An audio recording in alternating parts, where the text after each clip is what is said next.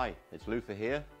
For 34 years I was the head pro at the lovely Woburn Golf Club and now north of London with the three courses, the Dukes, the Duchess and the Marquis. The best 54-hole complex in Europe without a doubt.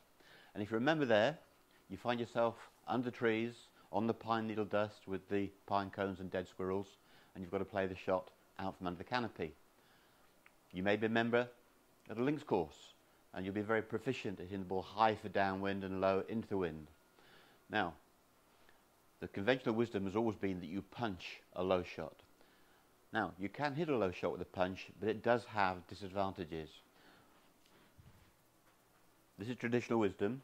Start off, normal setup, move the ball back, opposite the right foot, go back, squeeze the ball away, punch the ball low and squeeze it. So, this is the usual way of the low shot. It'll sound heavy, it'll sound noisy. I'm going to squeeze it with a big divot. Now you can see it did go low.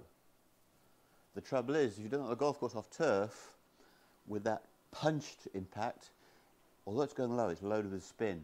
So it can dig its toes in, or it can release, which is, you know, a disadvantage. It's good if the ball releases a bit. And using the punch divot method, if it does release, it will probably suck to the left. So how do you play the correct shot, the low shot, the best? Well, I'm going to take the longest pro tee I've got, the orange tee peg, and you can see the ball's teed up a good couple of inches now. So I just want to show you that you don't have to squeeze the ball low with a punch off the back foot with a big divot that you can bury the club cat in. This is going to have no divot, it's going to go low. So how do we do it? Bog standard 6-iron setup. We pull the club up the sleeve. What does this do? It takes half our wrist hinge away. More importantly than that,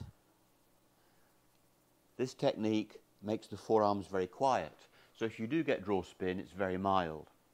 Then you just improvise the low shot. It's a flat, shallow trajectory holding the ball down. But obviously the ball's 2 inches in the air. If I go for the squeeze shot with the thump, I'm going to go underneath it. So here's bog standard. Narrow the stance, pull the club up my sleeve and walk in. So here we go. I'm going to just aim a little bit right at the tree, hopefully. I'm going to hit your low shot off this high tee peg. This is non-wristy. So you can see I hit it just as low. And in real life, you can see that that ball would go forward and up onto the green. So in boxing, it's called a sucker punch. I think into the wind and under the trees, the punch shot is a disadvantage. Learn to hit the ball low because you've got no wrists with minimal forearm rotation, and you can hit the low shot for a high tee peg. There's not a shot you can't hit.